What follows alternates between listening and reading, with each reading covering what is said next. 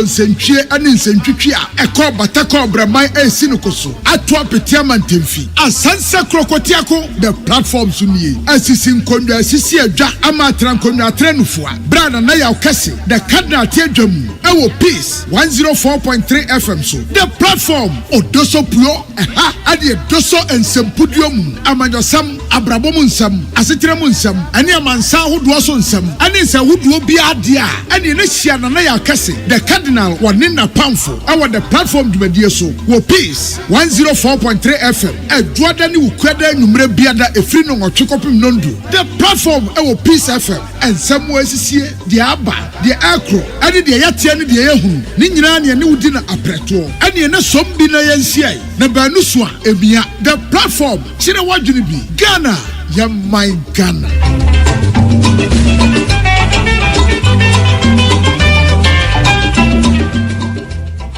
Ghana, ye my Ghana. So mine be you. Say enye you. Say na nyumtini ni kan no. Eye me ne wa. Misom na me ye bi di aboa na onso asofa na onso ye bi di aboa kakra o my pa ye nyina na ye hwani mo no. Ye bedru ho. The platform esunie. Aha. Eye asumdwe fie Peace 104.3. Asedan koma say radio stations no edoso na nso do de no ato Peace na ubeti Ghana nkomo. Radio stations adwumadie muso mu na mato apete Ghana etichi ni bencheye amonone munyina nso aseda soronko ebi nkonfama mwate na monso asabere ya meet adwunu nwotwe abo apa no nwotwe ho mebeka ye ho social media no so akosi no du etoda no ndu achi no monso aseda ne bi enkonfama mo na wonim the platform ka ho bi enu ntia bedwafo kire omadwen wo studio no na wonso kire wadwen no wo de ba ya jebre na ya kenkan de amawo obetimi de wadwen kire no afa Facebook Peace 104.3 a live for ho obenya bia hwe comment wo dia tumbi de pamune ya kenkan dia ma onya sanso a WhatsApp line 0556 700 700 0556 700 700 na dia fa ho ebetom nko a dia why not ye ba gibre na ya kenkan dia ma ododo na nsem anwumire ye gibre na ye de ho nkomo ene se wenye bre di kan empempie no sa ban sesa aban a ya to obadi etia no obehwe na aban fofora waba no na wo to nsa edi free asomfo yesusu se wadi sika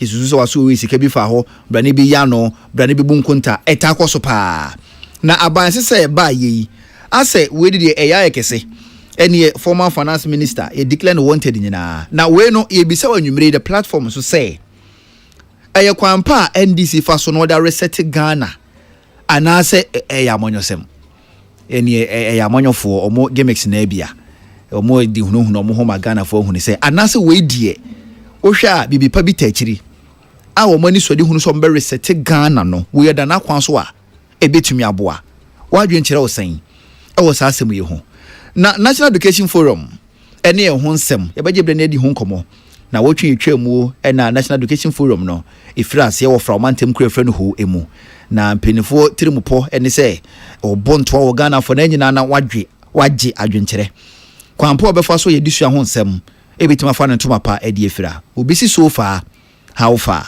ye baje bre na ye di ho nkomo na appointment a ye revoke adwumayefo ye se da bi bramo ye fam adwumam no na enye brepa saa bre na aban no bibia di adanse ye se wadi ntonto wo fa di pom adwumam no sesika ben no de beti omoka enti munyina monko ye ntimi ne munye adwuma no saa nsem no so adwumire ye baje bre na ye di ho nkomo ne efiri mu ba eni sen omoko anase nurse for say aban so wan hwe no asesa wadwen a ye beti etuane ne keka ho no aban asesa na adwen ampa anase eno so emu nsem etesen we ni nsem anwumire ye baje bre na ye di ho enkoma bedwafo ye no mu sinkonwa orumanyamfo Collins osu amankwa enka ne mention no from rashi bedwani once MP always MP enti honorable ne de yentimi nyi enfamfri ne din so openyere ye anwumire obekasa ewo NPP amonyuko ne di mu Sam Jerome enso ye National Communications Officer edema NDC amonyuko no ewo atoye TV domantem Western North Region anwumire ono so bekasa ewo NDC amonyuko no edi mu de kadna na ya kese ebedi dwumadi ho chia mempinfo ayeboa abedwafo ebo na chidom na the platform anwumire ye di abesom wo Patricia Sefa Fisher ono na Woli the production team no Samuel Apia Prince Bafo Samuel Henry Minka Mansadat menso meka ho bi yenyina no na yebo the cardinal na ya okese na chidom na the platform anwumire ye di ababesom wo yetwe ho abataw ye ba Ora calling so Samankwa honorable watenase dada Sam Jerome so ye hwe nanim se obetenase na ya kese the cardinals watenase enkomotwetwe ebifrase asomdwe fie peace 104.3 and wasugu so wotie etwe ho abasisia. So I jumped and sat on the table because it was going to hit me actually. If you watch the video, I jumped and sat on the table and I helped the table to come and fix at his place. We were all doing this just to get the vetting done and also protecting state property. When I got onto the table, before I realized, this time around, the table had moved and it was in the air. The police then came in and I told colleagues, like, let's move to.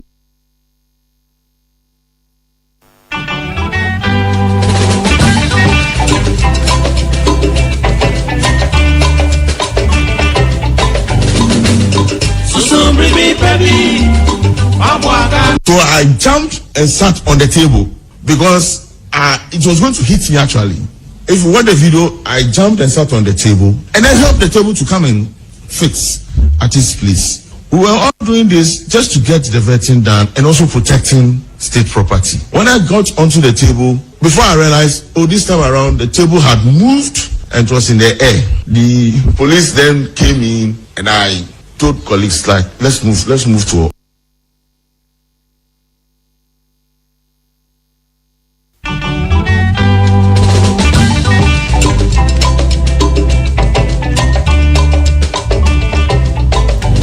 And I'm assuming jumping ko na Radigan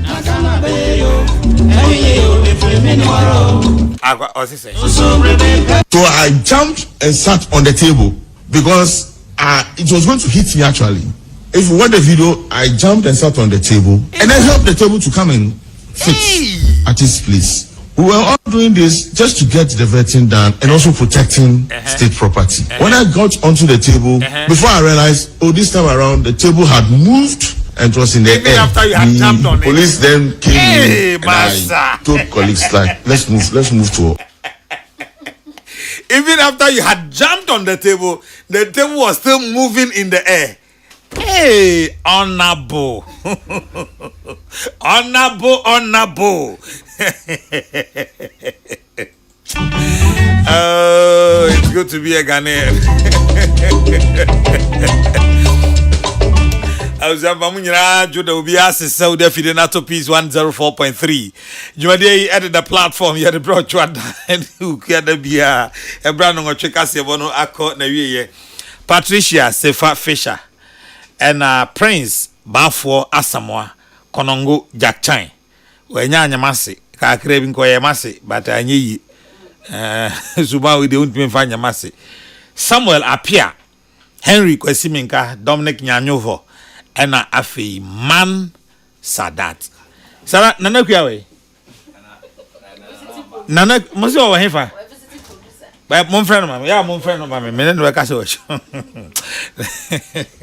Anyway, if I mean nana ya okese. Me Catholic jide hia me nti. Uhia me abetimi afrɛ me the cardinal. Me na me di ho chia me. Mamu nyina adwo anwumre. Let me see if I can jump because it's good to jump.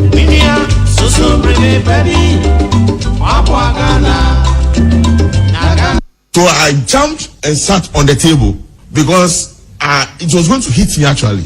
If you watch the video, I jumped and sat on the table and I helped the table to come and fix at his place. We were all doing this just to get the vetting done and also protecting state property. When I got onto the table, before I realized, this time around, the table had moved and it was in the air. The police then came in and I told colleagues, like, let's move to. Esewara. Ejagu, mafiwo. Ejagu sisei. Now, embassy B. Embassy B. Embassy car. Embassy B. Embassy Brazil embassy to Ghana. Brazil embassy to Ghana. Brazil embassy to Ghana. Ambassador to Ghana. Brazil embassy to Ghana.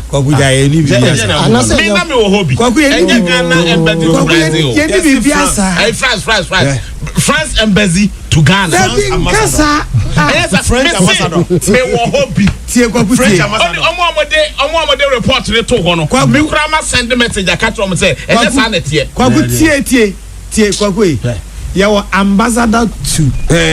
But you need embassy to. Ambassador to Ghana. France embassy. France ambassador to Ghana. Me pacho bo boys ni bi. Yo, kwaku boy mate. Me da se. Ena nwumre.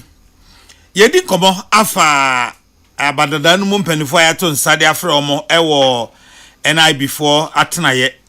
MPP for no say eye witch hunting. NDC for no say enye sa na tie. Nyumayfo aye yi omo di ni ade. Enwumre some story we for last week na me say me ya na ya na afa mani so. Adwumayfo bia ye so omo te aban flat bi mu. Yakotu omo nyina afiri ho. Ye tu omo nyina afiri sa flat no. In fact, let me just refresh my memory.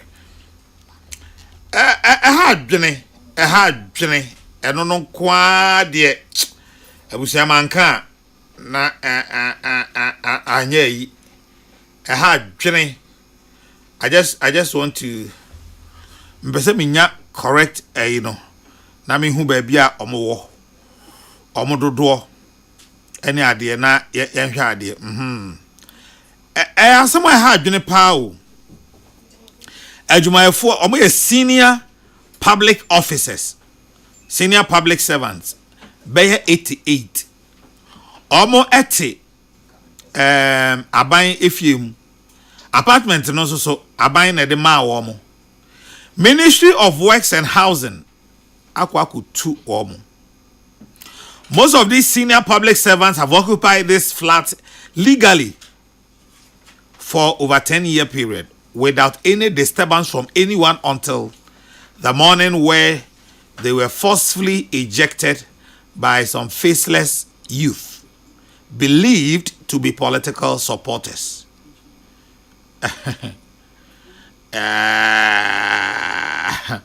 These are directors, deputy directors, and senior technocrats from the various MMDAs for the different ministries. With their dependents, we are looking at about over 400 residents to be evicted unlawfully by party foot soldiers. Ebedi honkomo. Senate bia ebedi honkomo. Masha mo boss ebedi honkomo. Ebedi honkomo. Ebe kan so wasem. And then you Sam Jerome, Western North Communication Officer, NDC. Waba. And Collins Ousu Amankwa, former MP, Menshia North, your friend Sir Randy. Ushano so now nim no public me friend Auntie Ageba. Auntie Ageba majo. Yenya Likadna. Let's say. Boko. Auntie Ageba want to say. Yakopon adom. Ti age ho ye papa. Oni abusua ni nyina obia ho ye. Da boko akosa Auntie Ageba ma me ne nkasa. Why? Mate nana. Na me mana mo. Mate. Na me mana mo. Obetu kwan, nyame ya adom obetu kwan. Why bi? Me mana mo. Why bi pa. Nyame ya adom next month obetu kwan. Enti ma me ne nkasa ansa na wako. Mate eni obefa nkran ya na wa hia no na. Me so ko no ho a. Papa me ne nakasa. Sir Randy. The Kadna achimotafo se me achimotafo penifo bi se me nchia o. Me Johnson. Omo tie o pa, omo se me Johnson pa. Me se me bahade a omo chia o papa. Omo se wo se wo bahade a, je omo nyini. Oh, say me see the platform. Say nya me ngwana me nyuni. Yeah. Oh, David. Oh, Daniel so chia. Oh, me Daniel so pa. Ai, na ya say me kai wo ho nipa ko. Ai, me hu Daniel. Ai. Enti chairman denchi ne mpanfo aka onye omo so omo chia pa. Yo, ene achimotafo me so me chia mo pa. Serandi aba wabeduru ha. Nyame ya adom aba 10 de ne yapon. De fi sabre yakoka 10 de o me ha. Na mom se yapon 10 no a. Me nkasa wo nkofie. Man kasa da me nkasa aso nkyere wo. Me mfa baabi a me kofie. Me ntumi nkasa so obefa baabi da.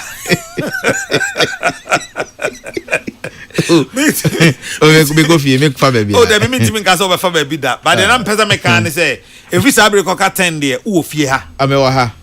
Nti e bo 10 wie ne epon a na me jawo. Yo asomdwe fie ha peace. Peace asomdwe so wa ha. Aha so obi a meche obi a meye ohwe. Debe. Sanity. Jerome Cardinal. Majo. Mejosu minia. There be me pesa mejosu no. Ma jose bia o ye nua. Ye nua. Ah na mitima am de. Se me onua na mejosu de. Asa ono me wasem bi dada. Nya ne sa. Ye nua. Aha. Mensum ya anti age ba o. Sa. Ani. Ene anti age square. Ene. Na guess meme anti age no wafrim. Oh za. Ya me fa the currency. Ya me fa the currency.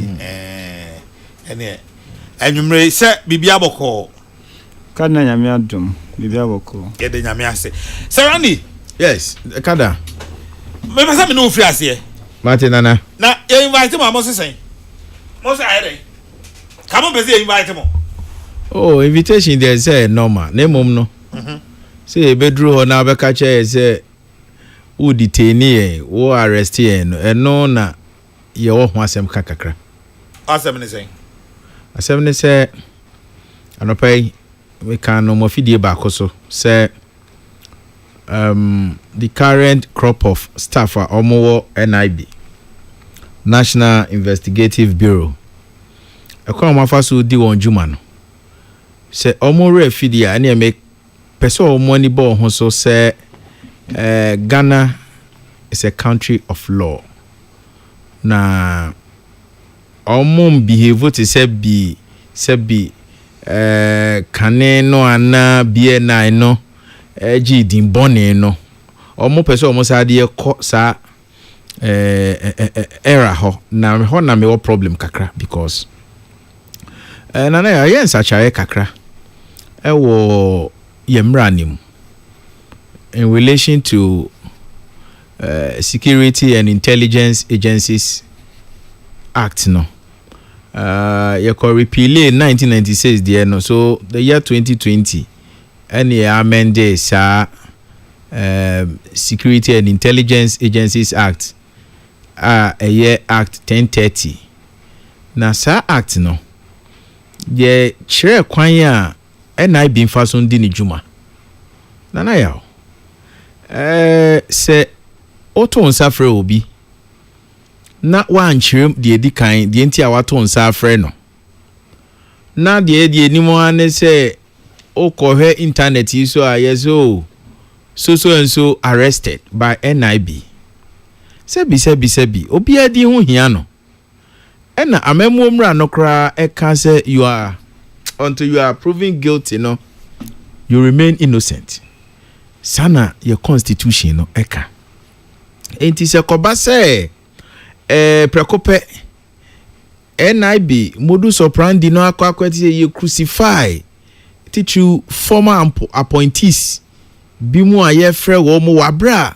sebi competent court of jurisdiction being the one asem there's no adverse findings against them by any commission of inquiry or any committee of a sort na say NIB before to almost afraid say oh you are detained yeah you are in detention you are arrested emrano enchiresa emrano chirese before say omo betimi achiw ano be detain you no e was so mutimi secure warrant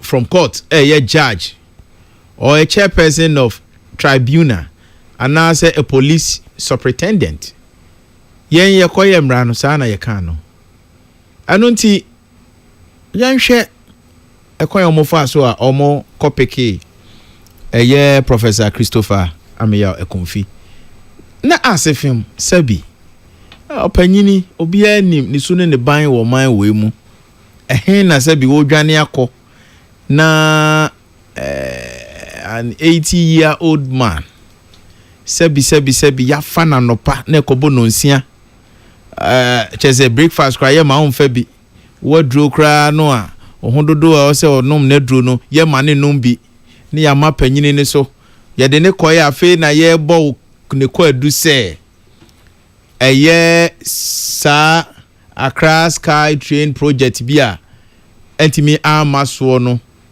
eno ho ko adu na ye de bo no adan o oman ne bo ka bi $2 million wey $2 million now what be say from concession agreement I course was South Africa during African Investment Forum no eba besi disbursement of so-called $2 million no ehene fa na professor Ameyo Kumfi ni din bi hye e paper bi so anti no o se motomo safre no oh it's so sickening because akoye te say ye use NDC for no use NIB as a political tool to witch hunt a former appointees just to persecute them. Wabra omoji tumpa se emra ewo oman we mu. Nti na ya me de me kan wo fidi so say no omo be ene ye beko na omo fa kwati kwan so egu nipa bi hu fin wabra emra no ewo kwan ye so omo do omo fa so no so omo fa so a we have no choice than to mobilize our people and face the government squarely but be a be shia omo. I'm telling you. And I may can almost say, oh, and our numbers. We have the numbers. We have the needed numbers to fight this government. I know the say yes, oh, Pamo Sebi or Berryman or Wufua or Tony Berryman. And nothing the Kokobo Mawo essay application of the law no Omonche say ye bediso. Name woman a Kokoba say selective justice, a Kokoba say, oh, it's an opportune time to crucify the brand NPP. Any omunya konya beso ngoman we yemfa mra nya adwuma. Yes, you ntino mo bi antie ti obi afa ahode so. E dia na be ma oba into sa conclusion no abra won tiase se eye bambo adwumaku e no woye na adwuma. Bambo adwumaku no e na woye na adwuma sesen. Adwuma na woye na mrada ho. Adwuma na woye no. Ya ne na yese Ghana enyini. So as part of our national security architecture, ana yakwa koye nhihye say akane ye obi ati bie na yem crash because na ye hunu say bie na gidin bonia we omode harasse politicians any appointees a ye nyina oman wem ni agitum say o da bi obi ti bie na kra na yem ahye no eno nti ye kotena ase ema ye nhihye at that time. In fact, I'm on the record to have moved some motion for the passage of a year Security and Intelligence Agencies Act 2020. I moved the motion on the floor of Parliament. Emrana ye kwashishe ye no any jumedia ye pese NIB as one of the agencies of security in this country no omo mfanya adwuma enomu deviate. It is omo be continue na omo ntimi enya kwadu papa bi amfa mo obi wa abro betimi akwa secure warrant from competent court of court of law.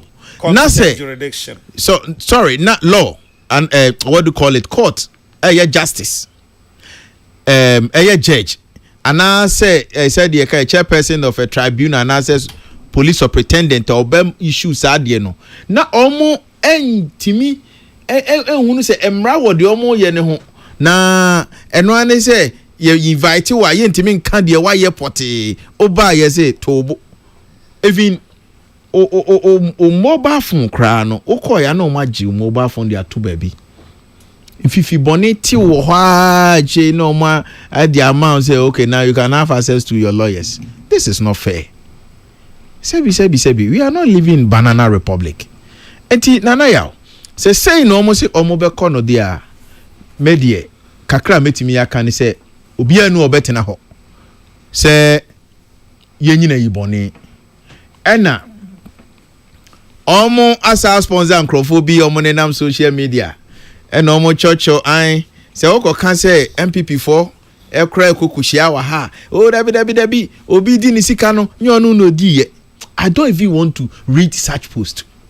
Some microphone no mo share omo chi no omo aye omo ho so called neutrals ewo Facebook na omo ya no match they better pretending to be MPP4 na omo che say oh yes say ye nyina ye ko hia na ya tintesukoko say adwuma agency we edi no nya ne kwan pass wa na obi abeka cho say obi di sika no na oma obi di. Please mama yeninda ho. Yes, mama yeninda ho because NDC 40 hoi Minua TOCC. Yeah, chair position. They say Nyan can be, but who defended the cause of NDC government. That is the bond. That is the bond.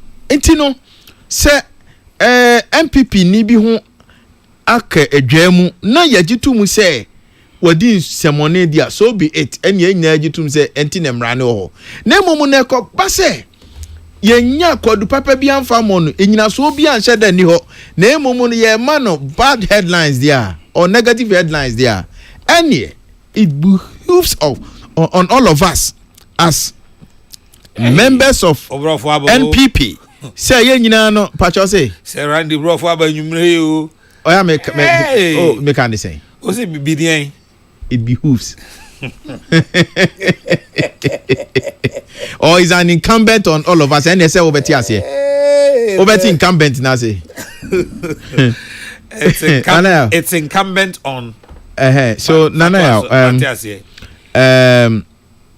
ya me pese me kan nyina ne se eye nyina ya se de se as a party ye ntimi ntena ho emma nipakuo bi ana se amayoko bi engu ye hu fi sa wa bra ya gitum se emra ewo oman nim afutu a ye de emma ni before ne se omo enhwe na omo famra na ye de ato omo dwumadi omo edie no ne tichiu Security and Intelligence Agencies Act 2020 Act 1030 no omo masa amra no mu no emmo wo ho bra no mo fanya adwuma dan say wo mo be engage in this political persecution na we chanting no say omo yes anema no dia ene we have no choice than to face them because yentina ho.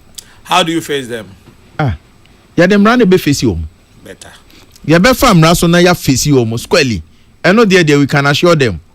Yentina ho mo bi NCC NTT fa ho die so.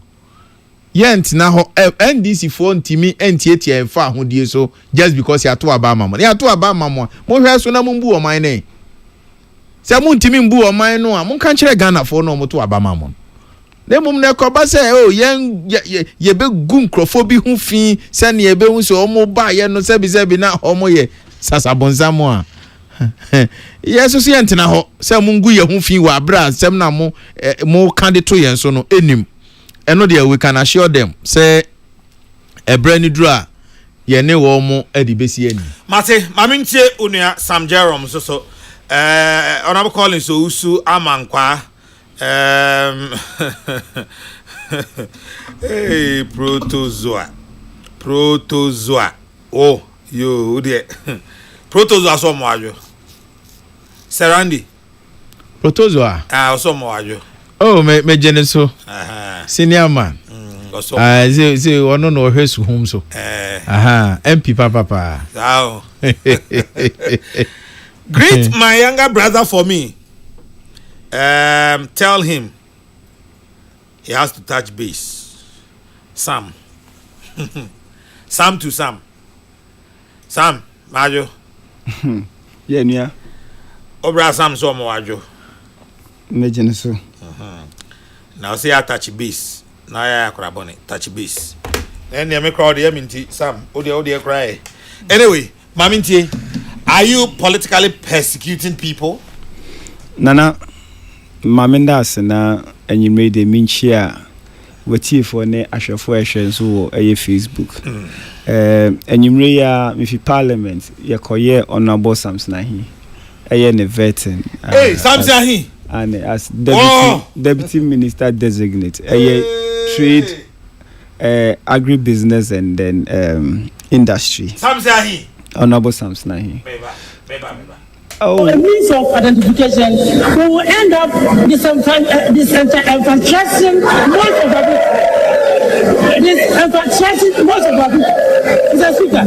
And so for us, we'll end up with what? We'll end up with what? Disenfranchise.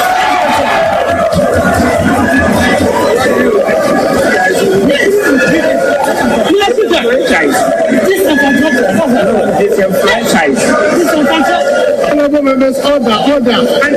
Honorable members, order.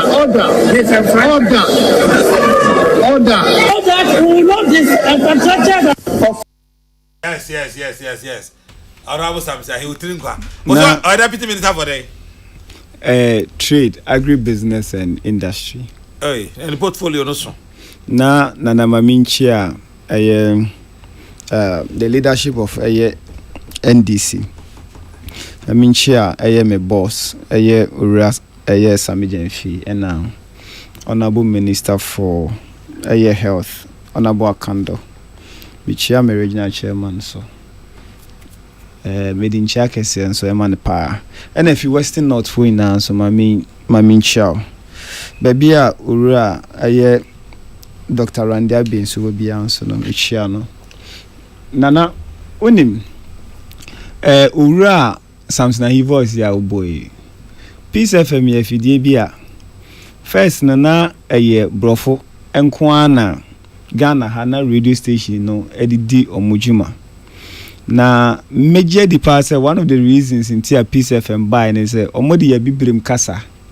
Ye tree ne order local dialect ye chuma said ye beya ye bihu na no mo person mo kire say bruni kasa nye yen kasa eti bruni kasa na say anofumba it's nothing anofumba ye ka ye twi na voice we na ye voice o platform ye ka ye twi na ye ti de ne de mutu gwa ye kawasem so what I say same kawasem na obisa ma sem bi say kawasem so kana obisa ma sem bi say politically ye persecute ebi mu ana in fact enya wo ne Honorable Collins ousa mankwampa nka meminti bi da minima de fe ne persecution nimpo na wo hu yesi se otrim fita sentiamo nko ena wudua kontompo ebura ona ho ani fifi hwe ena opanyina ya friend po ye friend is Honorable Mpacho.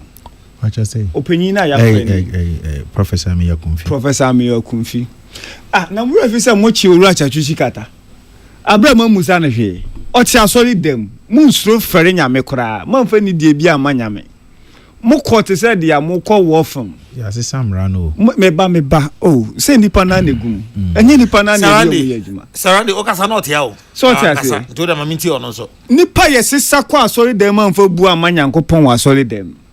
Ekoyi papa eti said dia sebe kafra o emi say on no kira ta yi adwuma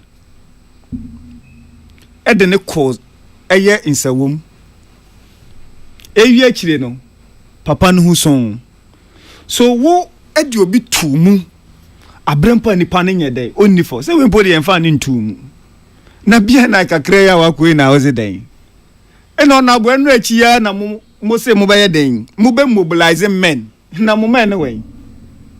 Hey, moment anyway. MPP ni bi pa on the mobilizing men fankoy. O de say o na bo de opadi animu say mo ye mema. Say mo ye mema mosimobo. Mo de mumra. Oh, now say when it comes to words, no now can me yiro hands na we. Oh, honorable. One on one. Inti no there. Please. Inti no dey do what we will do that. Say mo fi say mo ne ye be kwa. Randy. But no invite me. No. Mempenisa, Mr. Mempenisa. Menim baby am throw some invitation letter and the bro. Mempenisa. Randy Mempenisa. So what I say? Menim baby am this invitation letter and bro. But what I'm saying in say Nana yeti krom ha to about 2020.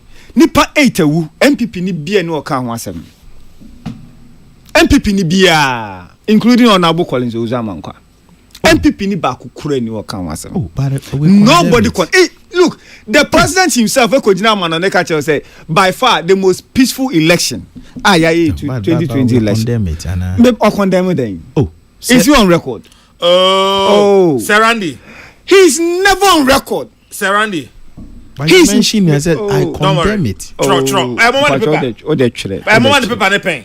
The other can't Nipa wuno. Man ka he. Na ye fro bi wo eye NIB. Ena musun. NIB. Eho kakra yi. Ena musun. Ania me de minim de me nya djuma wo NIB na emum de ne nkofo e be fro mo de mo do so papa. Nkofo e be from wo do so papa. Say no echi amate say abro nya say obi antumi nya ne foku.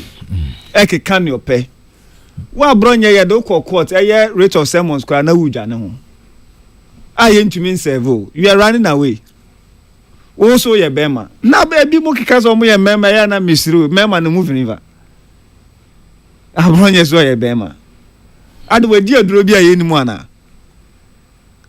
menim de ha just abronye ka se bi wadi aduro na nya za mi hu de bema no ye no. So the same people President Mahama by once why reshuffle bi wo NIB what bibi onyi obi adi obi anko leave obi anko suspension obi anya hwe enyo momgu ya no mugu yi. So what has changed? Again na asesa onya bone ye tun safro ye kwaye no owura professor ayi confused o si ye gwa no ani ayende yenya ne hwe enti no ni madwuma unsuro broni onya bone nso na prosi ba eside na ujane enti ne yede ebiti said yes we necessary na si accountant ya friend na ya che ne kakra you be complaining and answer no so they don't have any right so mo bechi obi they don't have the right. Even Ghana mrana nkasa kire yen act 30 ona bo so mo na mo de mrana ye adwuma act 30 e ka kire even citizen call to me arrest to be if a felony happens e wo wanim and I say if say o suspect say obi kwa kodi bone. So what are we saying? What are we talking about? E den na ye kan ho azem za no e den enya people for no mo say ni si ba e nam so mo de omu ni bone nti obi antumi nche omu obi antumi nyomo he na ne de mu jane. You are running away. Any mobesa or Ghana dear. I'm telling you. Any mobesa. Mobesa just a move for Gumbe for me MPP no. But if said the current MPP here wo ya afoforo President Akufo-Addo I must say or your former President Akufo-Addo afoforo ni o se montena ho na mu face accountability. O se montena ho into who bia na why boni bia no NIB wo no be dey obeko na President Mahama Krampo mo subjecting to your investigation. President Mahama, how many times President Akufo-Addo under his hands a trekrata ye investigating no on the any dey back through the chinkuri say ye investigate President Mahama why dey ba. Now President Akufo-Addo no abro so say you're investigating and even the law says say who has a office as a president we have 3 years say you better day you better show new mom if there's prosecution and they will prosecute you. Is it about the law? So you intend prosecuting President Akufo-Addo? But why is he God? No, but you can't talk this way. Nobody has said anybody is God. No. Dabi, I mean public communication here. Oh, I can't say ya can say because Nyankopon kwa na emre bia nchechire no. I retract that.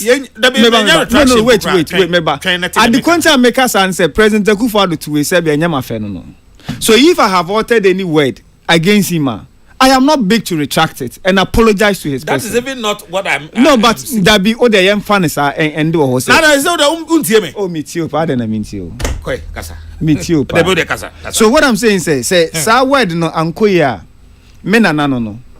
I take back my word and apologize on the basis of say when you change baby I would do me press me drew her. But what I'm saying is say he's never above the law. He's never. Now President Mahama Krampo no what your letter saying you investigating now we investigating wa edenesi anya President Akufo-Addo no so pretending my yiko bubu eye judge for dying coup 2 who more than $58 million esi way entina no investigating na edenesi na bone ben why na onye money bia.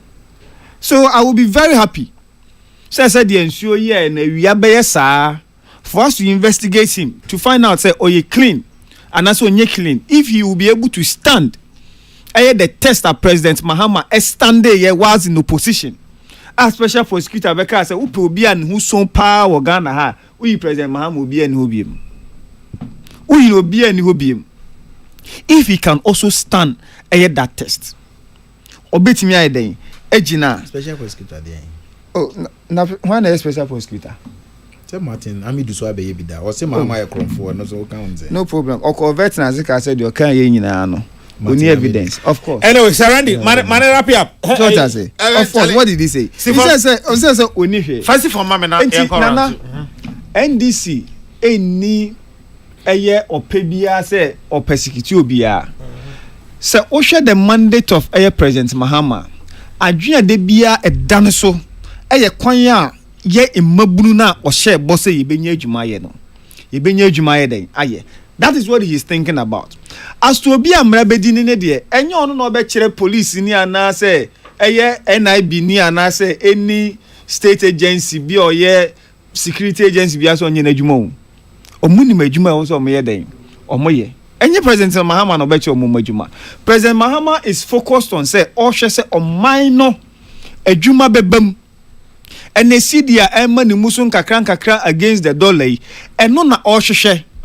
Inflation na ene eteten kakra eno ena o hwehwe eno ena o hwehwe ubi say cd mo the cd could do be say even 20 Ghana cedis and a cd is around 15 point something until I don't know the obeka cd honorable.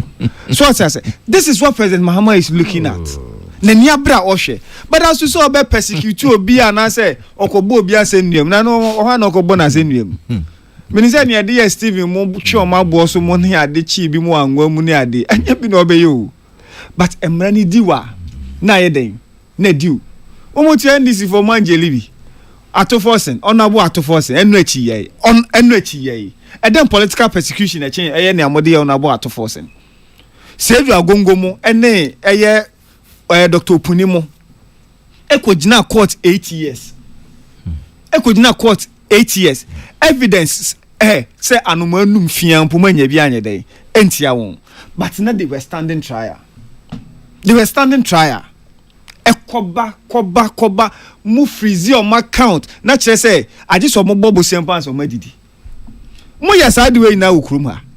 You did all these things, but then there one question na o de but honorable enyumre ma who so pen pipi pa because wow ti we won Sam meba one question na there we enti about pen pipi there omo ye no na ye then omo ye na this by why then Sammy, I thought we were having a conversation. Of course.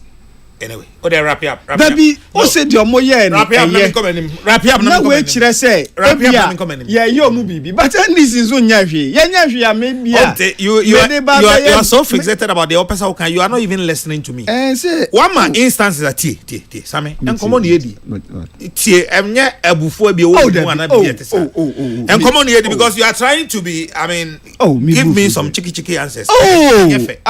Nana. Because it's the second time I maybe saw a question you are trying to throw a cheeky answer to me. That be. What can series of issues will say? MPP for aye way. Obi anka na mbisa o say. Eti se omo yesa na eya de papa. Oh, se na nyina so wom dia. If there was any merit e wom dia, that is fine because omeka so mu yuzu mra. Ana na agbanye sa. Omeka se mra no mu yuzu ye ana. So if there was any merit, that is fine. But say na merit bi animu dia. Mo boomra so. Anyway, Randy Maninwe na men call other issues. Say if say merit bi animu dia. Any America say omanye de, omanya de. But be as it may, omaye. And as at that time, they felt like say and no na ye papa ye de. At the moment. But na basis na no krebia nye de enim. But ne kwa so sisia when DC LA NDC ni bia mpo nko report to MPP ni. And before na nkasa investigative body. Oma yo mu hwehwe mu na so mu se enioma bi nko ya yese bra. Na bra keke se wo de mu ni fi wo mpo a before na be san to fi wala mamu. So mo fa drop me fa mo kra, omo de drop me ba be fa mo. Enti mu ha ne se. Sadat etanse na enhwe. Anyway, Sam Jerome NDC's communication officer Western North on the Kasewi SCN earlier na Collins Ousu Amankwa Serandi former MP Menshia North ono Akasa na mamintie mwadwenche na mode aba ne bi na fe but Sadat mamenye be fence menye be 4 minutes being free ona we are now the test message na fa so Serandi Sa wo rebata bi wo de okan mu bi a opese wo ya ma me hu rebata no. Oh nana. We issues are me raising na me nua no de ono ye political equalization said e be kan no. Na sebi yenka ni wachi a wo say ya grow e there. Me issues are me raising and has to do with application of the law.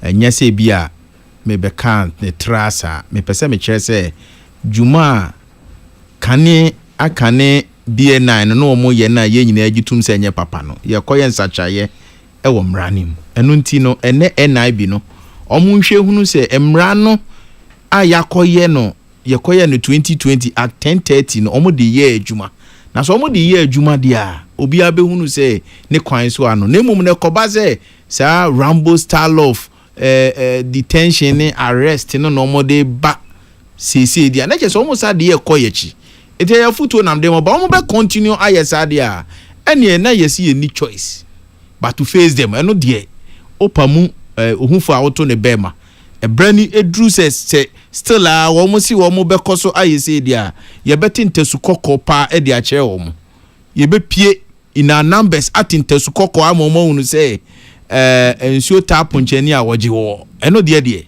we can assure them. All right. Sam, ebi asa wo also worry about abi apesa wo ya. No bona make a change say one some point na ya na or spouse no. Na mo men no wahemva. Abronya mo. David, honorable, you don't have any men no. Muni men bi do the say o dey say mo lose wa. Em say 1 month ne kakra mu ani. O dey mo nkonko ye nhwehwe mu. Minim I chanced on any publication minim say no close any no close. Yes mu lose na mu lose you president Akufo-Addo mamu born nti.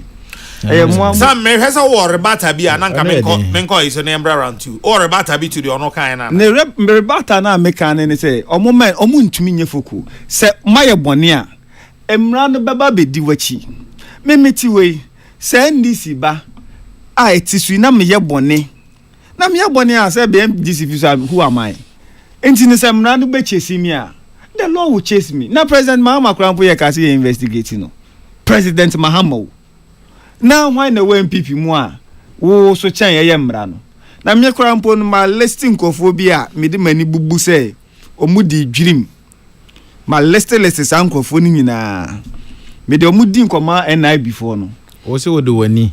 I say me bui say person na nya perception. To do wani na ebubu. Enti omo nkɔhwehwem. So mo kɔhwehwem. Ahwe say ampa so mo di sa bone na. Ba wo me hwe ma odi nim because MPP by comment few. Nti wo odi nim wo so. But omo a ene omu dwane. Na be say na but na we ko chat $2 million and $2 million guys more than 30 billion. So it's sky train. Sky train. I didn't know quote. Mate mami ko sadat ho mra na me ko sadat ho aba before me ko sadat ho no. Okay. Man Sadat. The Cardinal. Man Sadat. The Cardinal. How much you say? Nana. Yes. Adwenchira begum. Na me hyase ewo WhatsApp no eso. Madwenchira mode afọ 0556700700 no.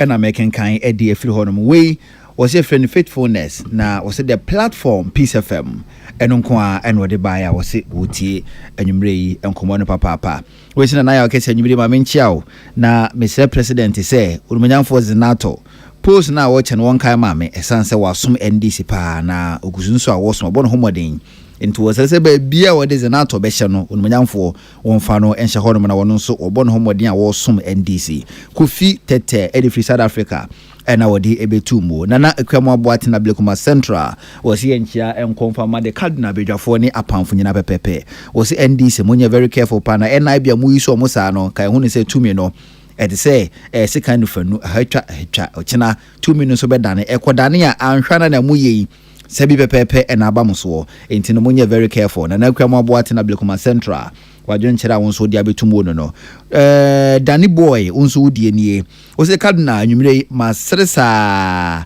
na yenka hu ni se ewiase ayewe wo hu Nyankopompe eni si hene na eka nipa nko a dia enke bia ebeye din se yedi tumi ebehye obi nsem na asen kampufo bi mpo deserve se be from leaders na so nyame pe en wo si hene na ne ye nyina no yenka hu ni se ye de sebin preduasa adwen ebeto ho tiawa Ga East Hospital ena Daniel Wochere odi free ya nwumre odi ababeto mu ere kwakubu adi patriotic voice bichim President Mahama was say adwuma for do na ye pamopamo mo ye revoke amount appointment no se sebin preduasa emfaso bi ani so na President John Dramani Mahama brand wo bon to no promise Ghana for 24-hour economy na 24 economy no so ye de dom ena ye ento abeto dom a edien ena ebeka wonti a obeka se teacher for nurse for security personnel ene asoye bi adwuma for ne mo nkofi o se debi wadwene hu bia besi ne enya de utimi etia senti Mr President me pa chopa promise Ghana for so be deliver on the 24 economy no kan hu ne say policy no de be adwuma na aboa na leave the innocent people alone erekwakubo the patriotic voice bichim odi ade betu mu eno no we my fellow Ghanaians me pa chopa yin na de kan humbom ni yin say ye destroy water bodies no o mai be you enye you ifimine wa special greetings enkoma Haji Safia Muhammad incoming MPP National Women's Organizer hope for Women for Charles Watin AKOT incoming Greater Accra Regional Assistant Secretary and a Commerce Appellatu so wadwen kira odi abetumu eno no we se na ya kese anwumre ma minhuri fast na mimbisa NDC edi JDM se omo a ye revoke omo appointment no omo ye Ghana for ana omo nye Ghana for moreover 24 economy no so no ye de nipa na beye e be ba no pe be wie be ba nwumre enti no mo a ye mo makone ye mo makone akofa ho amoso mo be 24 economy no wo se wono so odwene ho a wonti ase Manaba Steven edi free Pantan village ena wodi ababetumu madwen kire a modi afa WhatsApp ne so no ni ababetumu ena makenkan edi efiri ho no mo nso a mo aye modi SMS edi abegum no mehwe na makenkan eno so edi atoa so edi amamo we se na ya okese nwumre mamencha papa na wose onumenya for calling so uso amankwa kwa respect wa nwumre bibiri na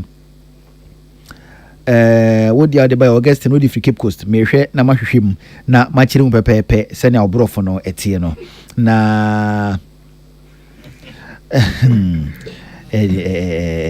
okay mamehwe na menka na brofo sa wose obisa wo se dollar no any fuel no bra na MPP ewo pa no na sen o se aha se ni etimi digest enu wi a ene na ebia asemo anwumre yedi honkomo no ye beti ase yeye na August no di free Cape Coast edi ebetu mu we sense your friend of fire okay new plan station circle was ora no na say ora na ewen ye to omunka achu adwuma na kwakosi sen greetings to Charles Watin AK OT Assistant Secretary Greater Accra Regional Hospital Haji Safia Muhammad NPP Women's Organizer hope for onso dia de betu mu no the cardinal me pass me sure say e-levy enanka wo chro ana e-level ene baye na wo say no ambulance no say akwakosi sen obi yare a kwan ya fa so no ye de no hospital no ene ho nsem no akwakosi sen or say E-level, an ambulance could be sent to hospital to bring sick person to come and vote to pass. Oh, okay. Now they say ambulance na it me kaise brana election because of parliament na MPB yare. The ambulance ko fa ni fifi de no ko parliament man no ko to aba. Eno na o kan ho asem no. Aha eno na o kan ho asem o ha no. Na wo say saa timisi ene na OSP no oso yare a ade na yem ambulance kro na nkonkofa no e ma no konko yi mra no aha ena wenzu de Arabadi free Cape Coast ena wono so edi ebetu mu we say na ya kese anwumre mecha papa na wo say 24 economy no say eba na ababese sanema ama menya adwumanye menya adwumanye no eso etimi atia ene na ade nti ena menya adwumanye kuria ye mu emamo na madwen kira amode afa SMS ne so no ena meti free hono mo ankoma force of force bi achimansa achimbi ani o say nti are they going to arrest all board members and answer saying eno so aya simbisa wo bisa o say na o say wasresa CEO sir omo sign checks na omoja they've been left off the hook and at CHC the wrong people o say edin pa na ekoso e wo my Ghana mu and wono so de ne de betu mu we say so de no enchia majo so pepe we say mansa that ka na obi aso nte say I'm not against accountability. We say I'm not against accountability and transparency. Now, so near here, partner say, old government appointees na abai no to inside from say and to Tomano. One then go who say mfomso bia wo ho esan say waba besom na waye mfomso na say yefro na bebrane be yinsama no a eno no boni benko a ena ewo ho into no de wo say enya ade ogidi say mfomso bia ewo mpenfo ye tonsa no ede afro mo no eho esan say katahye no dwirim kro no ene pese yehwe na itu ase amadwen kire amodi afa WhatsApp ene SMS no so no ena makenkan ede afiri ho no mo ye be kwa asa ba round 2 no se kwan ba mu a mo amode afa Facebook no so no ye be ba na esa kenkan nyina ede afiri ho. So I jumped and sat on the table because it was going to hit me actually. If you want the video, I jumped and sat on the table and I helped the table to come and fix at its place. We were all doing this just to get the vetting done and also protecting state property. When I got onto the table, before I realized, this time around, the table had moved and it was in the air. The police then came in and I told colleagues, like, let's move to. All right. I was for man Sadat and what ten Kano Serandi Ewa has some Jerome so Ewa ha omumienu and menu omo etwetwe enkomo yaka revocation of appointment and afi National Education Forum and ho ensem Fam round 2 me pesa me know any free round 2 no as issues we are ewa hey any other issue be a pesa o kan ho asem bia in the next 10 minutes mpacha meet you issue say the back on here then there here revocation of appointment and National Education Forum enko second one okay na so we National Education Forum ya so obeka ya His Excellency John Mahama obontoa 2024 elections nyame ado ye nyina na ye ka ho bi na wo hwe nani suade hunu ene nsema na odi tudwa asema na okane se wo hwe yen nwumasua nimu anase educational system na ade anioma bebre den etosini na quite unfortunately mpono you neglect the basic education aspect of your educational system and na you focus na kese no the second cycle institution but even with that no na how anasa coincide wo ho no den edoso na yenyina yenim say foundation no enya irrespective of how beautiful how be see a structure esiso no enya de den ebeche ebebua den egum enu no he never shied away from the fact say oba e wo see it me ye bibi e de fa yen educational sector no na say obehwa impanyifo nso say humanism maminti na onabodan atwemienu ye den enam enu nti ono nko antimi enye but inshan kan yankopon say wafa obenfu mu kunini enye se oye obenfu keke na emum no wakwadare wo nwumasuam and even with that no the vice president alone impontimi nye ntina e wo say all the stakeholders den eba na now to your stakeholder because omakosuku wanka sample kosuku no achimi hu wa graduate fe which means say unko school mponye den enwie ba minim ni awoji wo wiase de ukusu ko school sa minim de the cardinal na odi ne ho agro so what I say ugusu uko school but so which means say which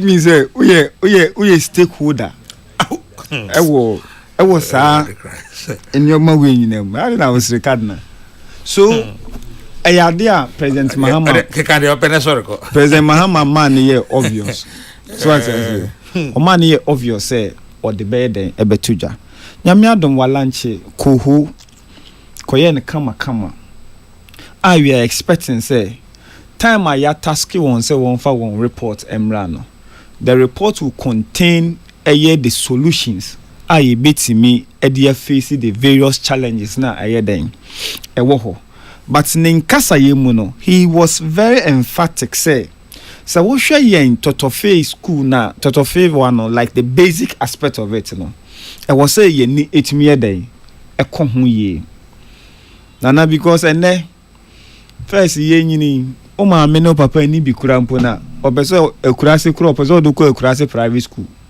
And then I oba ibisa say how are you to no one can say I'm fine. Ubisa say Tony now how are you? No vicinity. It is saying me we yo. That's what I say. So we have a challenge there. So if you are able to address the challenge, in basic cycle now. A bit me and woman the pakrono or fura on your day. In terms of the confidence level, in terms of everything. So I think that what President Mahama is doing, you know. And yet also say to for na bona. Main castle or my bomb, but ideally now run a program can't say obi oko training college no. Or more my bon kwan ko training college. Or no crown for most advice for fan hoodie. One can say. Or can say. Or can say. Mama motive. Sarah Nika Oyesan Kameba ho. So I said. So what I'm saying in effect, me almost say you know say Sabre. So what I say. Sabre na me say comparatively no. Now they back up private school, say private school kurampona. Now who difference kakra wum a change a year aban a day aban school, and that is a notorious fact. You should know that. I will be a day in him.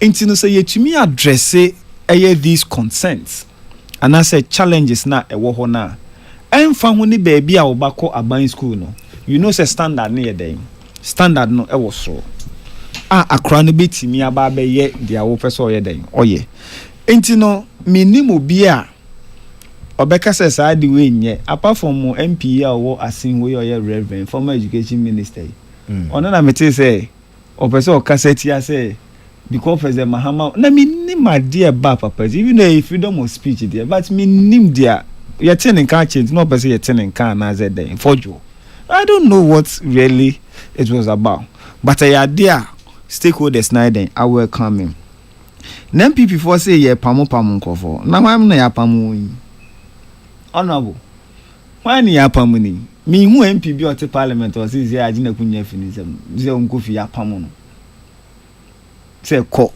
and the force apamo Abraham Pini elected a member yafa kwan pass for January 17th ya na ekoi a kabimami kabi ya dia manana. But what is happening is say oshe every year bia te say dia ura atoforsen next month okoye parliament na or the oman no akon masika the whole year. Now the whole year no on them no you or no in consultation with all the ministries. Now ministries no sector ministers no more deputies no and no chief directors no so after agencies day a war must to discuss. No more here. So the very things are at the various ministries, departments and agencies person or more no. And no ye pe ehusika de den at the core parliament. Now parliament I dey approve it. I quite remember in 2024 we were complaining about before elections was complaining say the bed in the one so our tighter budget until now from January you coin na non funipa until no then the best sa after January 7th we lose elections all of a sudden you had the financial muscles to employ people. I mean all of a sudden you had the financial muscles. You got approval and everything. So where they Ofancrofo. Sabekafro. Say if there is any decision, our President Mahama buying buying, why a very tough and painful decision. Say as a ja or mube take here. And then they be told just almost chief of staff say there should be a revocation of a certain appointment. But I say wo for 90 kuro. Umi okam. We mi anso a ne nan ye den. Ye twa. Enti no se obi be ye adwuma. Na nani da so se me ye adwuma. Wakobo bosiampo ewo eye best point. Best point farman bosian o. Omunim say o. Omodi na adwuma na oye npa ye den. Esia wo so oye adwuma. Into a bed, or bitua. Meanwhile, there is no money to pay that person. What about almost no pay a better than so a crowd? Why not the pay by see? For instance, 16 workers now no more as in bank. Omo pay as far back as September. Yes, so I'm telling you a statement of fact. Oh, and I make us say and I don't have any contra evidence to disprove the area there. Okay, that is why I am silent on this. Say okay, so I'm giving you information, and so I can't speak to that. But just what I said, I can't speak to that. But yeah, well, none of the promote parliaments. On I say what that parliament will pay to me come by moon to me anamwa. Oh, mo pay quite to me come because if you have now some discrepancies being kakanka krebi or ho, I will say I shall rectify. And there be a way mono, a be being kakanka come be shy day. I rectify myself. Or mo pay in Emma a bad day. A bed. And you pay us more ye or muddy. Ye inedi. 16 or 16 yen papa or 16. Almost a father so me your muddy. Minimo. Now okay, and yes a minimo. Minimo. Cause I'm only asking say almost self at see you mediana because I don't have the facts and I can't speak to it. But they be no more self at because says uncle for be mum ready so because they be a mako bibi na ene adwuma ne mra na say bibi saa money adia. But I wouldn't sit here and say that is the truth. Until I'm being tentative about it, I can't be factual. Until main but the whole point is, you see, it is better, say as a young man, obey day, ubehu wenimu. Inti nana say, mo family wo majuma mo kama. Nezo Jerome, ebi a masters in finance, beye a director of finance. Emma ye na mini say meniaje. But meanwhile no, mo board and a management, entrance simple nye day. Enya puvi enya nhihye ya papa bia yehu se simple anase taku na makọ best point ana mabana na ya ho na ya fam ko obusu panyin ho no pesika kakra mame because one say me ye adwuma wo despite media intimatia me ho aboso mbeso no so there is nothing like that na she say nipa no kwara sound so brim pre no so you let the person see the reality say ne wo ho na mmom no se nyame ya adom no ye fa kwan personal wo say nipa ko we no you be given a preference they said the AC KJT kama yi omo no mum da de ya omo ko nche ya mo priority omo wie ye no they have to bring those people back so be hu ne say ekwan ba mu a nkofo e bia omo ho kan ye these people will be caught say bia okay. ABCD. For instance, the SM Bank, the American. Or say we refer to your appointment dated 5th September 2024 and regret to formally communicate the termination of the said appointment during the probation period. Kindly note that the termination takes immediate effect. Your February salary shall be paid on pro rata basis. In addition, the bank shall pay you 1 month salary in lieu of notice. Please ensure that you hand over to your head of department or unit all official documents of the bank or the bank's property at your disposal. We further request that you liaise with the Human Resource and Finance Department within the next 7 days to receive all amounts payable to you. Signed, Michael Tete Votagbe, General Manager HR and Administration. HR no ni majuma. HR no ni majuma. Oni majuma pa because emrana ebi omode inform obi so nkofie no. Odi so pepe. Oni majuma waye jumache because nana if Exim Bank minim say omoje omaketu afa controller there I can't tell because they saw original ketu afa controller na itiane car as of September 2024 okay na ya no dem me na maker letter ni ken na ya no dem an MPP for e come say sika ni on my name. There's no money. So how do you give appointment? How did you do it? And how were you paying these people? Ekwan ben so. Nana wahu she no kwani say nipa kro ye me wofa me nua bia I will be pained. Me ye nipa ebe me ya.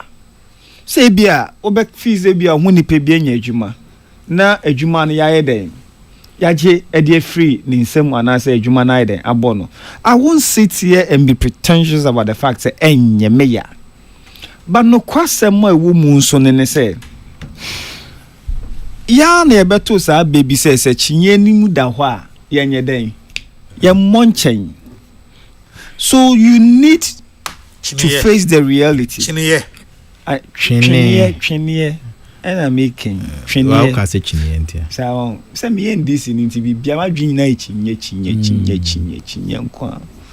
Na so what I say. So no kwasem a woman ne say baby a ya bedru no. And as we speak, bisa won say are we even out of the wars yet? We are not. Inti ne si dan enu nti na budget a beto ya MPP di jai. Ona banye no na e dey adwuma. Because NDC is not having a budget. We don't have any budget. We don't.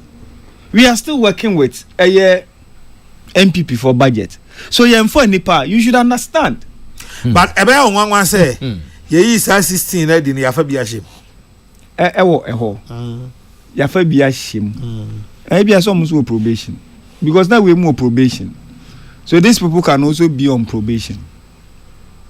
So what I say, they can also be on probation. Say probation and they scout. There be a 2 more probation by 3 months. And they say 2 more by 3 months. So my hero majuma but kwan yo mo fa so gel mo kwan no.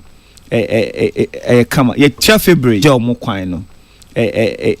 Come ye February ye be some to another 1 month. E dia mom to say 1 month now they pay juma. Money e hon keka ho a adi nanado by 8 years ye nya juma anya so say na etim. Mate omo nya juma. Mate 24-hour economy but omo nya juma. Nyame nhira so. Ye be ye poultry so no. Omo nya juma. Me kwa sisi akra ma frɛ obi a oye into poultry. Say cage no.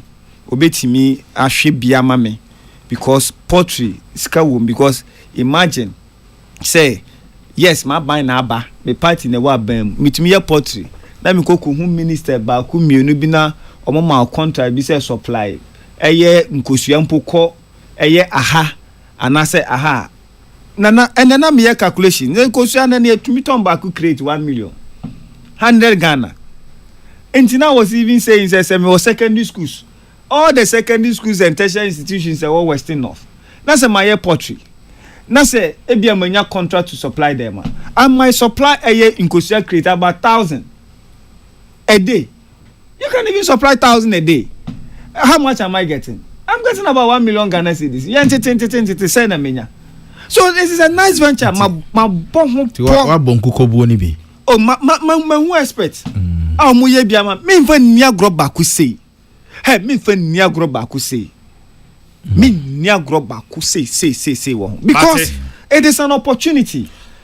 You can take advantage of because a venture you to me use almost about $300 million. On our not a parliament, a crowd akukofunu day. Edeba. About $300 million. At the crowd the bow. Edeba. And so what would you say sikanya day? Enimu. Nana, what way what mfomu e was a fee. A boy out in cry no wafa pick up. They said. No be chum safe you now corner. Oko fum enzu kra masters be miensa are me school ameko e ha opa o say me school ameko e ha opa ha me ba mi nim nia o je de e de ye fu so as I say e mo ne ho keka minister of health honorable kwabna minta kando o ye fu o ye fu honorable Samson ahi o ye fu honorable Erikopoku o mu nyina ye den omo yemfu emuni adio omo abeka say Mate ko say Randy ho President Mahama na nkasa President Mahama Ghana nyina hye ne nsa o ka say ne ya ye na ye beda oyefu ona bo say kwa wefu o me the same ye farmer Mate imagine Charlie si form na men ko say Randy so no kwasem nana no kwasem ya de but o kan say nim one for kwan pa na in NDC for so we so hwesode ma yen se wo adwuma bi ne ebenya bi ama ye mrantie na ayedai aya ma yen 2028 be November ho baby ana December ho baby no ayedai akuma nipa ne dai adwuma because you say ejiknkom. You understand? So Mate. If we can create opportunities, we need to make sure that we create an opportunity every day. So what I say? So utu so yellow me boy. Okay, yellow. Me name the owner aka. Okay, Mate say. So the kana una okay. Say una okupe so attack na achievement in education. Me attack say. You know. Me also a farmer, so you don't understand say or ye farmer now or still a local school. Yes, and another person. I'm telling say. School bebrebe na wako ina no or sound so ye den farmer but me dey nim no this school no like bebrebe na wako no me nim dia o na say o person o ye nkoko ntu school no ko dia den oh me nko bebre sa okay me nuru baby me perfect degree oh sir yeah ya mi show any say na ogidi esitie ba me nka me dia kakra Sir Randy Daniel en fijelom o de koso I don't see the National Day Education Forum. Aye. Almost a day. Almost a day. No one go be. Who be them jobs in the one go be. I buy any person or mining who so my busy. But we busy for nothing. Otie.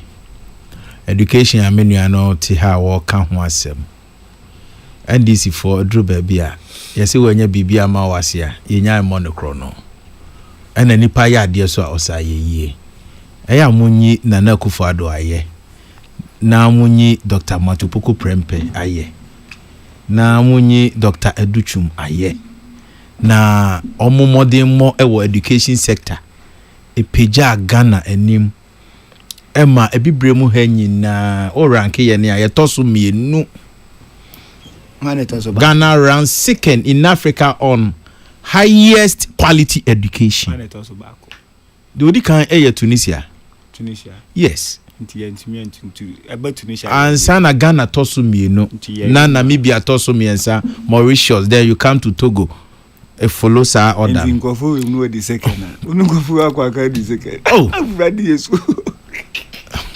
Oh, so you see NDC. NT Mesre. When it comes to public funding, you nyina yajitum. Say was say education no yetimi manage na brand. It say yes education is key to development. Na say adusua na say ngomesua safo a yedi biem pumti odia. Na was say oman no yesi nkete say sa sector no yebehwe amana gina yiye. Yesikasem ne say nti say obia or this suggesting e ba kwan e be fa so a ye betimi sustain public education funding na media obia no chiri for asempa kodo lemum adwempo etachire no etimi ma ohun say ye nyina yie and from more indication NDC for per kwan bia omo be fa so na free SHS no o mine cost sharing enti eno hu adwuma no moye between 2023 to 2030 no say Africa ye pese ye koye nimpa e ka ye betimi abo e wo ngomasua ho e 97 billion US dollars yakofane way but we are also not doing bad okay Africa nyina bo averagely at least 70 billion US dollars. Like I said, still I won't say there's a deficit. Intimate crime hit 80 billion. It tells you say still there's a challenge. Chair say Ghana ha so a ye nyina ye gitum say no government commitment when it comes to education e was wrong. In fact abanda da no yade papa NPP abane born ho modin ye o hwe kwan e fa so a ipeja ngomasua e wo man we mu because na NPP vision na is to secure educated public. Send a better literacy rate, you bet me a free young communities. So the government was so determined, say, I was said, me team school to us one a free.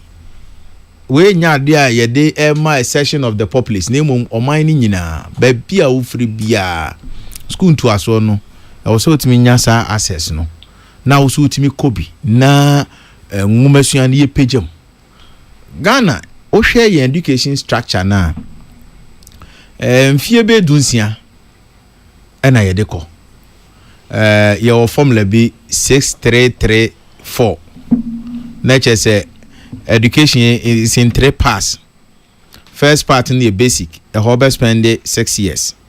Now about secondary secondary in 3 that is junior high school 3 years, senior high school 3 years, and a tertiary is also 4 years.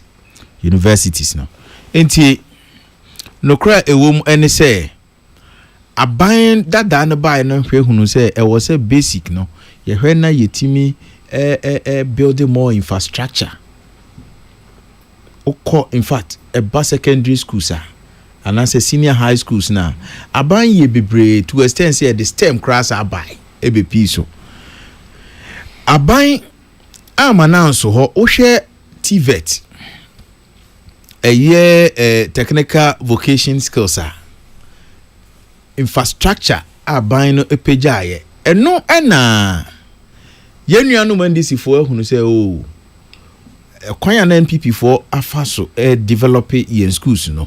In fact had it not been politics or for political expediency no mo ba bi twatro e kansem ya de to aban so a na aban mo den mo e wosoro they say nti no Oma dwene ho say okay omo behwe grade A schools no nyina no na omo the vocation ne technical school no akwa kwashembi. When you say there's a proposal of that effect my budget is say be costing $10 billion.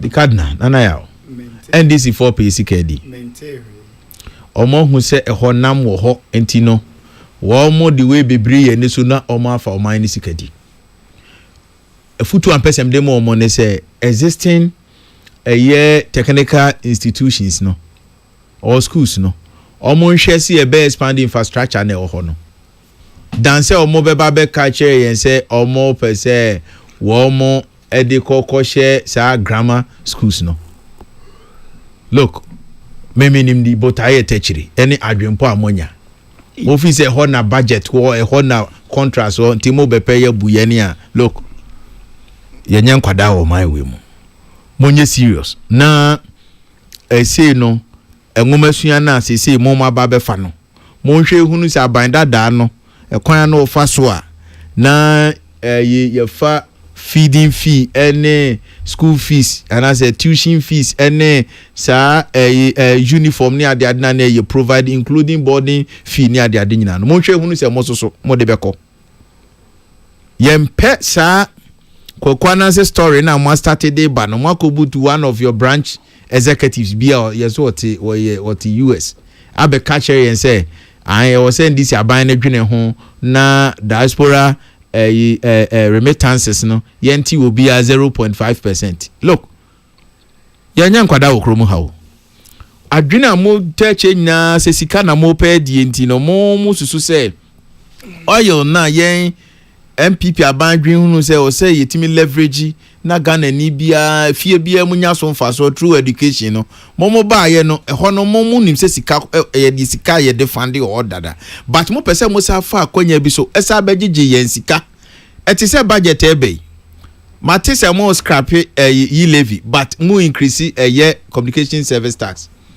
wallahi from 6% to 10% say course aye ye no mo de be 10% e wo kromu ha mo ba beton kasa keke nkomo kakra ye ni abusua edie no mo pagya mo de akọ 10% e wo kromo a mo de mbon de ebesi oya sure abusua na nka na mo de mo bohu de ebesi oya sure abusua na nka wo ka oh sana na ya betima afre ne namfofo o ti dem eche no una na do betima afre on namfofo say Patricia say o betima afre ne boyfriend o ti dem eche no eno no oni ni di nkomo abaya wasi so a obobra 6% e say oba betua 10% o ti dem eche no na da bi na hu we na nti budget ne ba na da be enye budget asimo da be na muhu sa enti tina asema America no churo to ho say mu ready budget na say mo increase talk tax na ye nti talk tax da o owura kofa da o na me catch us ade ne nya de na obe increase hypocrisy ni double standard we no na me mpe e wo mo NDC for ene de enwe me brofo no so mo ye nipa bonefo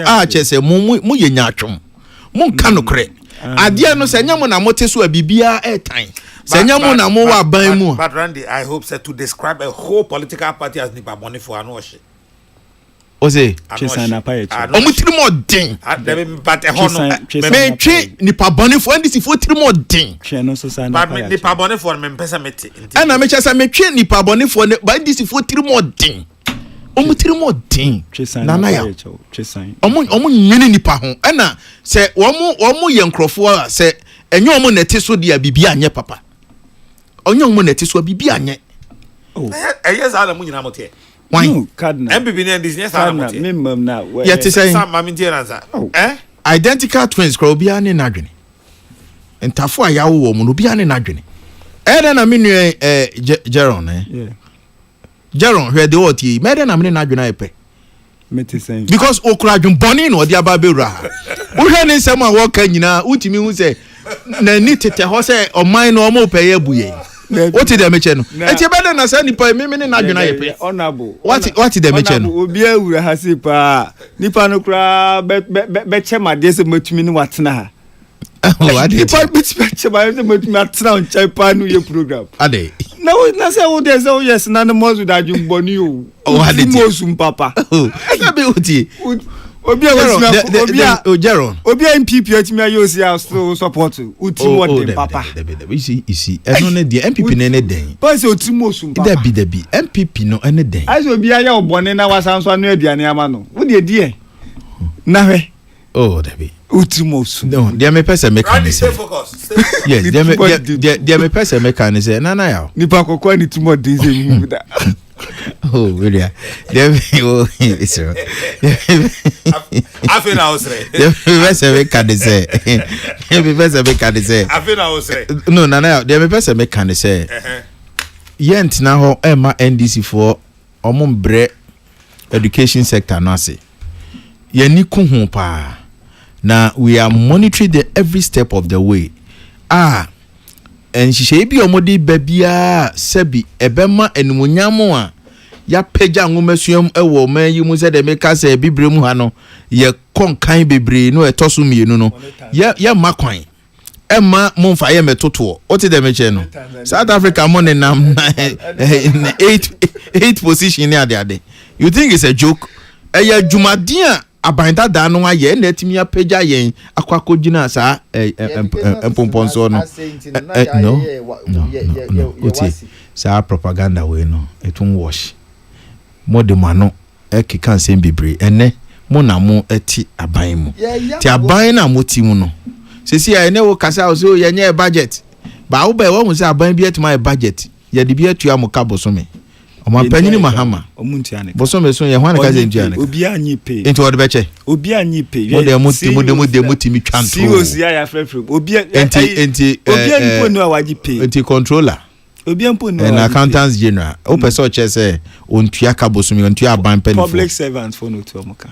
Politicians no mo no man jiska. Omonye. Once one can no credit. Obi say MPs. Once one can. Obi say MPs ne. Once one can no credit. Obi say MPs ne kwa mo pe po. Enti o mo de beche.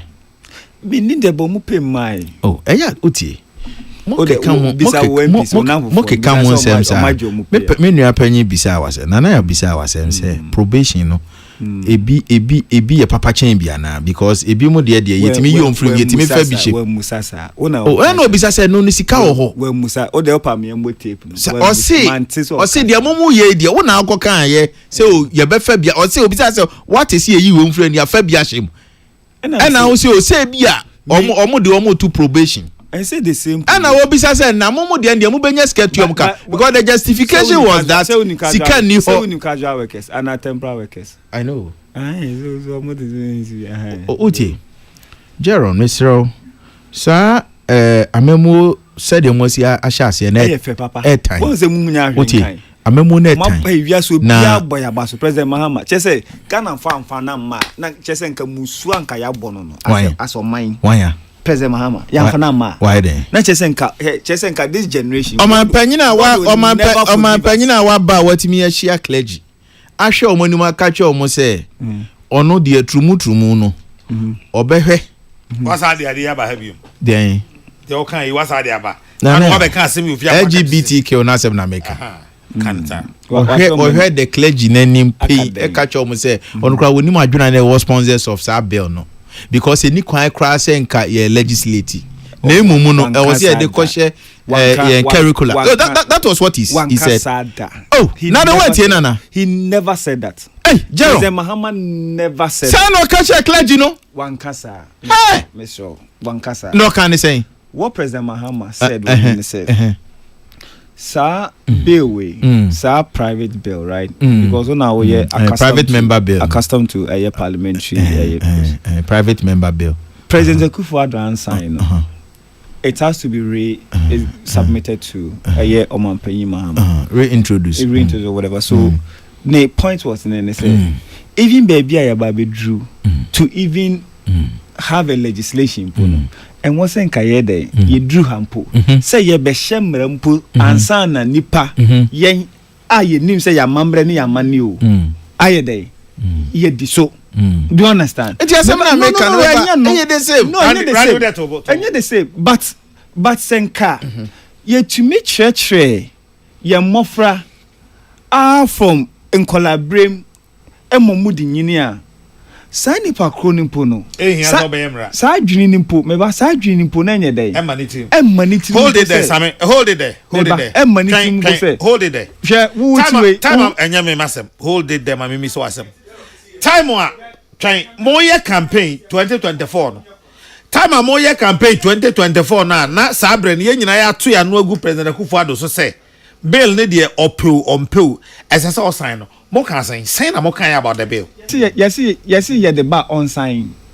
Necessary President Mahama bill. Mo say mo kan NDC yes on sign. NDC mo say Ghana for to abama President Mahama na o sign bill. Is that not what you said? So what he say and no camera has it been resubmitted or introduced to President Mahama? Has it been brought? No, listen. W has it been brought? Emra clergy initial no. And yes explanation na no mo pay. Then they no mo can say me kra me twen so what is that? No, so that's what he has said. So it has not been brought. Oh, Mahama say why do you sign something that is not there? No, President Mahama say President Mahama say eni kwakra say eni mra. O say yemfa enkohye nkra na adesuanim na yen chechero mo. No one can say my bra. But what he was saying in the say, what he was saying, and a major departure from the previous position on the matter. Where is semantics of? What did they mention? See, this is this is purely semantics of. No, semantics any day. You are engaging in saying.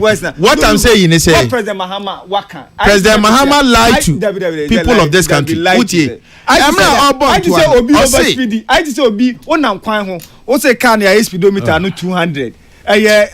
Kilometer per hour. I say politicians in na moti as yes say. Dem obeka bia yete. Na yenso ekipu record no. Dem obeka bia yete. Ekipu record ni nyina so de to ho. Na on the day of reckoning mu nyina obia beti yenka. Hey Sam Jerome. Abuzia. Sarandi me da se o. I'm fan show mo trim say. What me answer? Make kasa nya. Oh, that make kasa wa so man no Sam Jerome. Sam you have been very unfair to Randy.